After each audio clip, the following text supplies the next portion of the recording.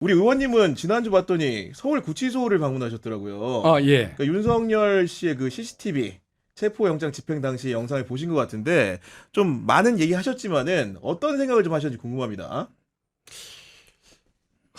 참 우리가 우리 도대체 선거 구조 시스템이 어떻게 돼 있길래 저런 인물이 대한민국의 대통령이 됐을까? 그 전에 검찰총장을 했던 것도 우스운 일이지만 어떻게 저런 사람이 대통령까지 지냈을까라는 이런 좀 한시함함 이런 것들이 좀 많이 느껴졌던 것 같습니다. 그리고 이제 많은 분들은 그 속옷 차림으로 저항했던 걸 가지고 이슈를 많이 좀 삼고 했지만은 그렇습니다. 막상 보니까 그 어느 내용이 더 문제였다는 생각도 듭니다. 그러니까 옷차림은 차라리 두 번째 문제일 정도로 나는 영장 집행 대상이 아니라는 식의 그런 인식. 그러니까요. 니들은 나에게 자기가 평생 해왔던 일인데 너희들은 나에게 이걸 강제 집행할 권한이 없다라고 얘기한다든가 내 몸에 손을 대면 법적 책임을 지게 된다든가 이런 식의 말들을 그렇게 초등학생도 인정하지 않은 말들을 이렇게 장황하게 늘어놓는 모습을 보면서 어떻게 보면 인식이 더 문제다. 언어가 더 문제고. 그러니까요. 예, 특권의식이나 논리도 없는 저런 말들. 그거 참 여러 가지로 좀 뭔가 아무튼 아니, 참 희한한 생각을 많이 느끼고 왔습니다. 어쩌다가 그 지경까지 됐을까 여러 생각을 좀 해보는데 최근에 이제 민주당 윤건영 의원실에서 언론에 공개한 자료를 보니까 경호처 내부 문건이죠. 그러니까 전용기가 날아가는데 거기에 뭘 실었나 봤더니 참이슬 프레시페트 10병을 실었다는 보도가 나왔어요. 근데 이게 술은 오래된 일이잖아요. 그러니까 그렇죠. 지금 뭐 그 후보 시절에도 술을 참지 못해가지고 그 글라스 컵에다가 그 물 대신 소주를 담아가지고 마시고 그거를 이제 박형광 기자가 나중에 이제 단독 보도를 한 건데 기자들이 당시에 다 알고 있으면서도 안 쓴 거 아닙니까? 아유, 우리 검사님께서 워낙 저기 호방한 분이라 낮에도 저렇게 술을 드신다 정도로 인식했는데 알고 보니까 이 사람 심각한 알코올 중독 환자였던 거고 네. 그리고 제가 대통령실 출입하면서 또다시 확인한 것은 당시에 그 수송 차량이라는 게 있다는 거예요. 그러니까 대통령실에서 관저로 뭐 필요한 물품들을 실어 나르는 이제 군 수송 차량인데 네. 여기에 이제 소주가 박스로 올라갔고 그가 즐겨 마셨던 게 테슬라였다. 그러니까 테라 맥주랑 그 참이슬. 네. 참이슬 플래시 10병 그거를 섞어 가지고 먹고 너무 많이 마셔 가지고 이 그 해독이 안 되면은 군의관이 그 관저로 올라가 가지고 링거병 맞고 그리고 나서도 술이 안 깨면 와서 관저 2층에서 사우나를 한 거예요. 그 다 드러난 겁니다, 이번에. 그러니까 네. 이거는 뭐 전용기 이거 싣고 다니는 건 뭐 애교 정도로 당근이다 볼 수준의, 이렇게 네. 봐야 되는 정도인데 이 정도로 심각한 환자를 우리가 대통령이라고 국정 운영을 맡겨놨으니 나라가 진짜 거덜날 뻔한 거 아닙니까? 지금 드러나는 걸 보면 이게 진짜 세상에 어떻게 이렇게까지 국가를 네. 들어먹을 생각을 할 수 있는지 나라 팔아먹을 뻔한 것 같아요, 진짜. 의원님과 이제 기자님께서는 이제 대통령이 된 것 자체를 문제를 삼고 계신데 저는 그 전에 커리어들도 좀 한번 우리가 점검해 볼 필요가 있다. 아, 그 전의 커리어를 네, 뭐 그러니까 어떻게 보면 검찰 고위 간부로서도 사실 비슷한 일을 해왔을 거라고 저는 생각이 드는데 우리가 지금까지 인사검증 시스템에서 검사장이 되고 검찰총장이 되는 과정에서 그런 것들의 소문은 계속 돌았음에도 불구하고 그걸 걸러내지 못했던 전까지 좀 바꿔내야 우리 이제 고위 검찰이든 뭐 고위직 그 공무원을 뽑을 때도 조금 이러한 그 잘못이 과오가 반복되지 않을지 네. 생각합니다. 그러니까 그런 거 반면교사로 삼아야겠다는 생각이 드는 것이고 그리고 최근에 이제 내란 재판을 받으면서 본인이 피고인임에도 불구하고 불출석하고 있지 않습니까? 근데 그것도 모자라가지고 변호인단을 통해가지고 어제 같은 경우에는 그 내란 특검법 자체가 위헌이다, 법안이 위헌이다, 위헌 법률 심판을 신청을 했는데 그거 어떻게 생각하십니까, 요거? 특검법에 대해서는 1999년 처음 도입됐을 때부터 항상 위헌 시비가 있어 왔지만 헌재가 한 번도 위헌이라고 받아들인 적이 없습니다. 네. 그래서 재판부가 저 신청을 받아들일 가능성은 제로인데 그럼에도 불구하고 저러는 것은 요행을 바라는 심리 저걸 받아들이면 재판이 중단되게 돼 있으니까 그 기간을 이용해서 풀려나 보고 또 뭔가 새로운 또 뭐 기회를 한번 잡아보겠다는 요행 심리가 아닌가 싶습니다. 아무 말 잔치 아니면 뭐 아니면 말고 뭐 이런 그러니까요. 생각 없는 뭐 처신인 것 같습니다. 아니 그러니까 지금 일일이 언급을 드리기도 참 이렇게 면구한 상황인 건데 기본적으로 이제 행정부의 고유 권한인 수사권을 입법권을 통해서 침해했다는 얘기인데 아까 말씀해 주신 대로 특검 법안이라는 게 이번에 내란 특검 때 처음 성안된 게 아니에요. 그렇죠. 역사성을 갖고 예. 있는 것이고 국회가 원래 특검을 추천하는 게 관행입니다. 그런 관행을 두고도 갑자기 이제 입법적인 시비를 거는 것 자체가 굉장히 이해가 안 되는 행동인데 결국은 지기현 재판부가 이해가 안 되게 구속 취소를 해준 적이 있기 때문에 이것도 혹시나 헌재로 넘기면 자기 재판이 중단되고 1월 중순에는 6개월 채워가지고 또 풀려날 수 있지 않을까 이런 요행을 기대하는 것 같아요. 그 과거에 특수부 의원님도 같이 뭐 활동을 하셨는지 근무 이력이 겹치는지 모르겠지만 양보단 의원님 2012년 대선 수사 때 대선 자금 수사 때 그 윤석열 한동훈 함께 수사를 한 팀이 돼서 수사를 한 적이 있는데 윤석열 사전에 포기란 없다. 예.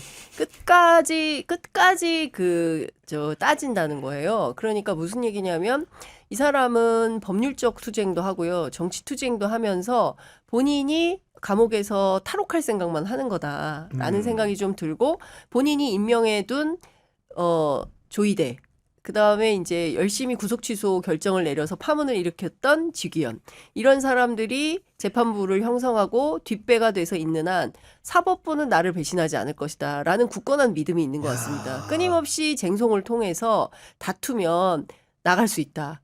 이런 미몽에 사로잡혀 있는 거 아닌가. 그러니까요. 그러니까 뭐 내 몸에 손대지 마부터 시작을 해가지고 여러 가지를 하는데 저는 다시 복기를 해보면 지규현 판사가 그 3월 7일에 이 사람에 대한 구속 취소 결정을 할 때 몇 가지를 쓰는데 그 중에서 그 공수처의 수사권 문제를 그렇습니다. 제기를 네. 합니다. 이게 유념해서 봐야 되는 굉장히 중요한 포인트라고 생각을 하고요.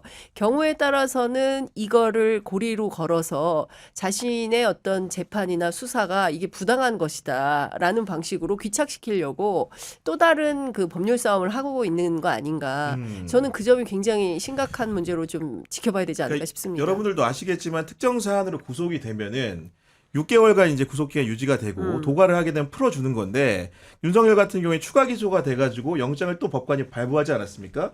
6개월도 연장이 돼가지고 시한이 내년도 1월 18일에 도래하는 것으로 돼 있는데 지금 내란 재판만 있는 게 아니고 김건희 특검, 최혜병 특검 줄줄이 기소기 때문에 요거 도과된다고 버틸 수 없습니다. 실제로 네. 지금 김건희 씨를 기소하면서 공범으로 윤석열을 그 공범으로 적시를 했는데 근데 그 혐의로는 지금 기소를 하지 않은 상태죠. 1월 18일이 된다고 하더라도 사실 추가 김건희 씨를 기소했던 거에 공범으로서 기소를 하면 6개월은 넉넉히 확보가 될 것 같고 지금 최상병 특검 같은 경우에도 이제 줄줄이 나오고 있기 때문에 이미 경로는 관계자들이 많이 인정한 상태고 이제 경로뿐만 아니라 구체적인 지시 정황도 나오고 있습니다.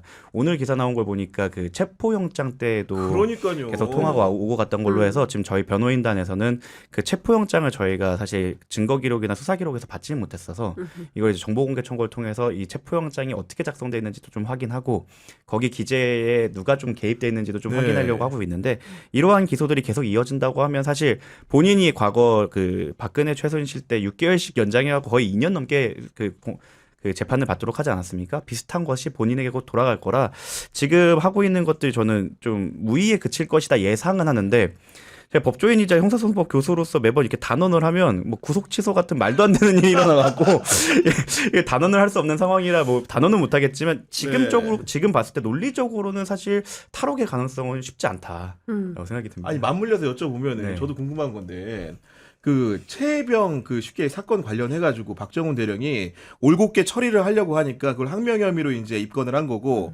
체포영장을 2번이나 쳤다는 게 굉장히 놀라운 일인 것 같아요. 저희 변호인단도 이번에 기사를 보고 알았습니다. 그러니까 기각돼서 몰랐던 네. 거 아닙니까? 쉽게 말하면. 그쵸. 그리고 네. 그 당시에 028007070이던 그 윤석열 측 전화번호로 엄청나게 많이 김동혁 등그 관계자와 통화를 했더라고요. 그러니까 본인이 이 수사에 개입했다는 것 자체까지 거의 입증이 완료된 상황이기 때문에 이 부분 기소도 곧 이어지지 않을까 싶습니다. 근데 가장 놀라운 대목은 첫 번째는 그 과연 VIP 경로가 맞냐 이 사실관계를 다투는 과정이 네. 있었고 두 번째는 도대체 임성근 사단장이 무엇이길래 대통령이 일개 사단장 하나를 비호하려고 이렇게 난리를 쳤냐. 임성근 구명로비의 배후가 누구냐. 이러고 세 번째 포인트가 뭐냐면 왜 굳이 박정훈 대령을 구속까지 시키려고 했었냐. 그렇습니다. 네. 그러면 누가 박정훈을 구속시키려고 했던 거냐. 그러니까 이것도 다 3종 세트가 전부 윤석열, 김건희 그리고 그 가운데 포인트 같은 경우에는 말도 안 되게 김장한 목사가 등장한 거 아니겠습니까? 네.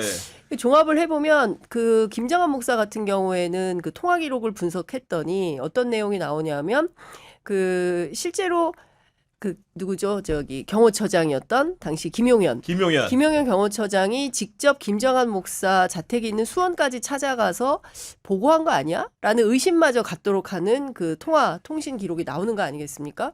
종합을 해보면 어쨌든 이 기이한 기록과 관련해서는 기독교 극우하고의 어떤 연관 관계 이런 것도 간과하기 어려운 수사의 중요한 포인트가 아닌가 싶습니다. 그리고 실제로 이제 2023년 8월 27일에 그 윤석열 흔히 말하는 VIP 경로설 보도가 처음 나왔고 그 이튿날인 8월 28일에 박정훈 대령을 상대로 군 검찰이 체포영장을 집행하려고 합니다. 그렇죠. 당연히 기각이 됐지만요. 그로부터 또 그 이틀 후인 8월 30일에 구속영장을 쳤는데요. 저도 이제 법조 출입을 해봤지만 굉장히 희한한 조직인 것 같습니다. 이게 체포영장이 2번 기각됐는데 바로 구속영장으로 집행하는 어떻게 이해를 해야 됩니까 이게? 내가 진짜로 보니까 뭐 윤석열의 지시니까 네. 뭐 어떻게든 되겠지. 네. 뭐 윗선에서 알아서 뭐 네. 군사법원에 얘기해서 발부하게끔 만들지 않을까라는 뭐 당연한 인식으로 그러니까요. 나갔던 것 같습니다. 네. 그날 제가 너무 그 정확하게 사실을 기억하는 게 그날 제가 현장에 있었어요. 박정훈 대령 구속영장 실질심사가 있던 날 군인권센터를 포함해서 변호인단과 함께 현장에 제가 있었거든요. 그런데 그날 제가 두 가지 굉장히 기이한 생각이 들었는데 첫 번째는 법원이 국회에 거짓말을 하는 장면이었어요. 법원이 국회에 군사법원이. 거짓말을 했다. 군사법원이. 그러니까 무슨 얘기냐면 제가 그날 박정훈 대령을 포함해서 시민사회단체 그리고 변호인단이 재판정에 들어가야 되는데 막고 있어서 못 들어가고 있다. 그 얘기를 제가 제보를 했어요. 그때 당시 국회 법사위 쪽에. 그랬더니 당시 이제 그 법사위 간사께서 법원에 전화를 하신 거예요. 근데 법원에 연락을 했더니 아예 다 들어갔고 기자들하고 뭐 시민단체 사람들만 밖에 있는 것 같은데 노여움 푸시고 돌아가세요 저한테 그러셔가지고 제가 아니다 지금 제가 현장 사진을 찍어서 보내드리겠다라고 해서 제가 현장 사진을 찍어서 보내드렸어요. 그랬더니 깜짝 놀라시면서 세상에 이런 일은 있을 수 없다면서 당시에 국회 법사위 야당 위원들이 모두 8명이 출동을 합니다. 현장에. 그런 일도 유례가 없어요. 그래서 와가지고 민원실에서 격투전이 벌어집니다. 그때 군 검찰 측하고 그다음에 당시 국회 법사위 민주당 위원들하고 들어가니 많이 하면서 신랑 얘기가 벌어지고 네. 당시에 YTN 기자가 촬영하다가 막 싸움이 아비규환 상황이 돼요. 그리고 나서 그때 군검찰에 의해서 박정훈 대령이 끌려가면서 박 대령이 마지막으로 당시 민주당 법사위 국회의원들을 향해서 한 얘기가 최혜병 죽음에 억울함이 없도록 국회에서도 노력을 해달라. 그래가지고 다들 와 자기가 구속되는 와중에 세상에 가마를 받고. 어떻게 저 최혜병 얘기를 하느냐 너무 놀랬다. 그래서 그때 깜짝 놀랐고 그 뒤이어서 최혜병 입병천문회 이런 게 쭉쭉쭉쭉 이어졌던 거거든요. 그러니까 종합을 해보면 말씀하신 대로 도무지 납득할 수 없는 이 프로세스 과정에 누군가 강력한 힘이 작용하지 않고서야 이 과정을 밟을 수가 없다. 지금 와서 보니까 그게 윤석열이었던 거죠. 그러니까 결국은 또 윤석열이라는 사람이 등장을 하는 것이고 우리 장윤 선배 얘기한 것처럼 김정한 목사라는 사람의 존재가 등장을 하는데 당시 통화 내역을 이제 수사팀들이 조사를 하다 보니까 결국 누구랑 전화를 했냐 윤석열과도 통화를 한 적이 있고 심지어 이종섭하고 통화한 흔적도 있고 임성근 당사자 임성근과 통화한 흔적도 있고 그것뿐만이 아니고 대통령실 관계자들하고 통화한 흔적이 있지 않습니까? 김정한 목사님 당연히 조사 받아야겠죠. 이제 빌드업을 쌓아가고 있는 단계라고 생각을 합니다. 지금 이번에 참고인 출석 조사 요구를 했는데 보통 이런 불출석 사유서라도 내는데 그것조차 하지 않고 나는 가지 않는다. 종교 탄압이다. 이런 식으로 출석을 하지 않는데 저희가 이런 상황에서는 저희가 가르칠 때 이렇게 가르치죠. 그 수사기관의 정당한 출석 요구에 응하지 않을 우려가 높다. 이거는 우려만 있어도 사실은 원래 체포를 충분히 할 수 있는 부분이기 때문에 그 특검이 차근차근 빌드업 해가고 있다고 생각을 하고 또 기자님 말씀하신 거에 좀 첨언을 하자면 당시 군 검찰단이 군사 법원 쪽에도 소통을 엄청 많이 한 것으로 보입니다. 군사법원장 그래서 당시 군사법원장이었던 사람을 특검에서도 소환해서 참고인으로 조사한 걸로 알고 있고 그런데도 다행히 군사법원이 거기에 휘둘리지 않고 영장을 기각하고 결과적으로 무죄를 선고했기 때문에 이게 그렇죠. 세상에 밝혀질 수 있는 건데 과연 이렇게 그 군 검찰이 전횡을 부릴 때 군사법원이 어떻게 보면은 제동을 건 것처럼 과연 민간 검찰이 패악질을 할 때 우리나라 법원이 제동을 잘 걸어주었는가에 대해서는 또 한번 살펴볼 저희가 측면이라고 생각합니다. 그러니까요. 사실은 김정은 목사님의 신분은 뭐 참고인 신분이기 때문에 강제적으로 수사기관이 출석을 시킬 방법은 없지만은 그럼에도 불구하고 중요한 사건에 어떻게 보면 목격자로서 관계를 설정이 돼 있기 때문에 당연히 조사는 받아야 되는 것이고 근데 이제 특검에서 거듭 출석을 요구하고 있지만 안 나오고 있는 상황이거든요. 이런 경우에 이제 기소전 증인 신문을 한다는 얘기까지 나오던데 통상적으로 그 특검에서 검찰에서 기소전 증인 신문을 한다. 이건 좀 어떤 의미로 받아들여야 됩니까? 그 부분은 나중에 그 재판 과정에서 없어서는 안 될 증언이기 때문에 그것을 미리 확보를 해놓겠다는 그런 의미로 하고 또 법원의 힘을 빌리겠다는 네. 의도도 있는 것 같습니다. 여러 가지 의미가 있습니다만은 제가 보기에는 그렇게까지 응하지 않으시면은 네. 뭐 굳이 뭐 법원의 힘을 빌리지 말고 특검 자체의 힘으로 뭐 처리를 해가시는 것이 맞는 것 아닐까 생각이 듭니다. 그러니까요. 예. 네. 근데 사실 김장환 목사 같은 경우에는 교계의 원로 목사고 그 침례교회 어마어마한 영향력을 가진 분 아닙니까? 그러면 그 수많은 신도들을 생각해서라도 본인이 평소에 받고 있는 존경이 있다고 생각하면 그에 걸맞는 행동과 태도를 취해주는 게 그 신자들을 위해서도 올바른 태도가 아닌가. 품격이 있어야 되지 않습니까? 뭐 내가 누군지 알아? 뭐 이런 식의 태도로 임하면 이게 목회자로서의 온당한 태도이냐. 평소에 교회에서 하시는 말씀하고 본인이 지금 하는 행동이 완전히 불일치하는 거 아닙니까? 그래서 저는 신자들한테 평소에 하던 그 말씀 그대로 본인이 이행할 필요가 있다. 그래야 교회 나올 맛이 나는 거 아니겠습니까? 아니 우리한테는 이렇게 살라고 하고 목사님은 정반대의 삶을 살면 그 됩니까? 예. 그러니까요. 그런 의미에서 사실 김장한 목사님의 조사는 너무나 중요하기 때문에 특검의 자체 판단으로 조사를 반드시 해야겠다는 생각이 들고요.